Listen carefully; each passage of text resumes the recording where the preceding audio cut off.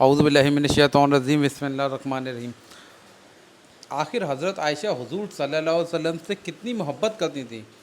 حضرت ام المومنین عائشہ رضی اللہ عنہ فرماتی ہیں کہ جس بستر پر حضور صلی اللہ علیہ وسلم سوتے تھے وہ رنگی ہوئی کھال کا تھا اور اس کے اندر کھجور کے چھلکے بھرے ہوئے تھے، یعنی پہلے نبی کریم صلی اللہ علیہ وسلم اور حضرت عائشہ رضی اللہ عنہ کے پاس ایک ہی بستر تھا۔ علماء اکرام اس کی دلیل کے طور پر وہ حدیث بیان کرتے ہیں، جب حضرت عائشہ رضی اللہ عنہ سے پوچھا گیا کہ جب آپ کو حیض آتا تھا تو کیا آپ حضور کے ساتھ اپنے ساتھ سلاتے تھے؟ تو آپ نے جواب دیا، ہاں، جب میں اپنے اوپر چادر لپیٹ لیتی تھی ان دنوں ہمارے پاس صرف ایک ہی بستر ہوتا تھا۔ جب اللہ نے مجھے دوسرا بستر عطا کیا تو میں حضور صلی اللہ علیہ وسلم سے الگ ہو جاتی تھی۔ پھر کچھ وقت گزرنے کے بعد حضرت عائشہ رضی اللہ عنہ نے اپنے گھر میں اور بھی تکیے بنا لیے۔ اس کی تفصیل میں آپ بیان کرتی ہیں کہ میرے گھر تصویروں والا ایک کپڑا تھا، میں نے اسے اپنے گھر کے اندر ایک کونے میں لٹکایا ہوا تھا۔ حضور صلی اللہ علیہ وسلم اس کی طرف منہ کر کے نماز پڑھتے۔ پھر ایک روز آپ نے فرمایا کہ اے عائشہ، اسے میرے آگے سے ہٹا دو۔ بس میں نے اسے اتار دیا اور پھر اس کا تکیہ بنا لیا۔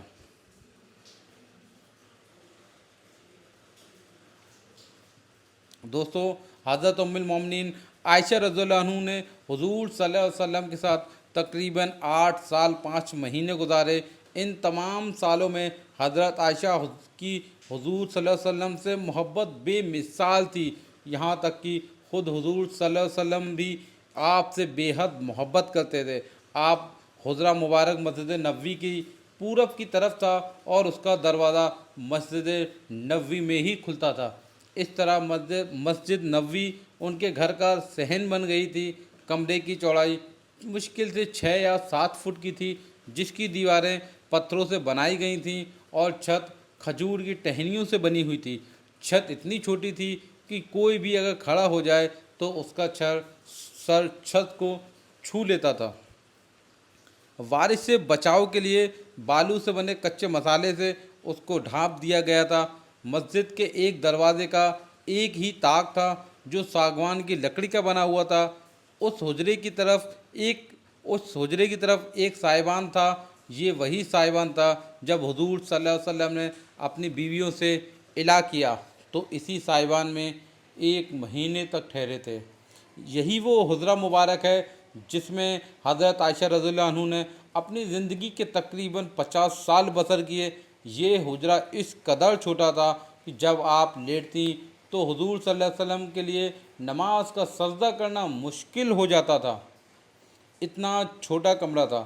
صحیح بخاری کی ایک حدیث ہے کہ حضرت عائشہ رضی اللہ عنہ نے فرمایا کہ حضور صلی اللہ علیہ وسلم کے سامنے میں سوئی ہوئی ہوتی تھی اور میرے دونوں پاؤں آپ کے سجدے کی جگہ ہوتے۔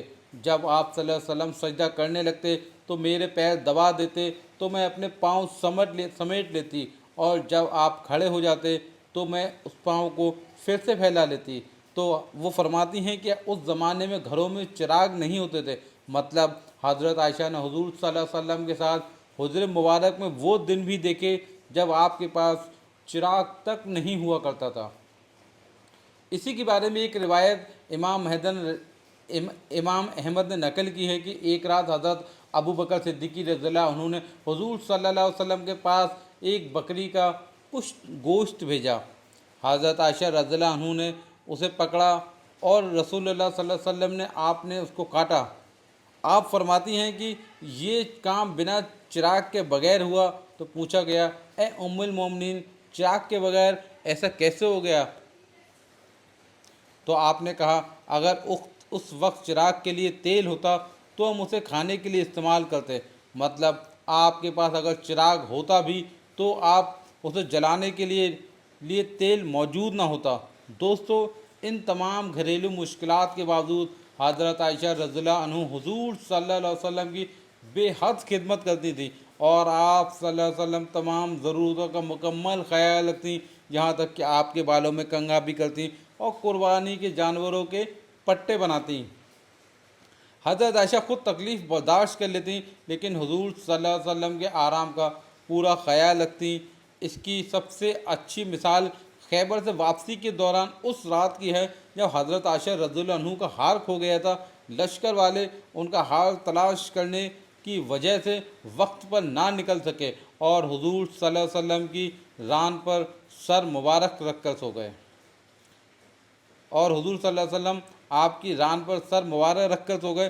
جب حضرت ابو بکر رضی اللہ عنہ کو حقیقت علم ہوا تو وہ آئے اور حضرت عائشہ رضی اللہ عنہ کے پہلو میں لاٹھی مار کر ان کو ڈانٹنے لگے۔ اس کے باوجود حضرت عائشہ نے اپنی جگہ سے حرکت نہ کی کہ کہیں حضور صلی اللہ علیہ وسلم کے آرام میں خلل واقع نہ ہو۔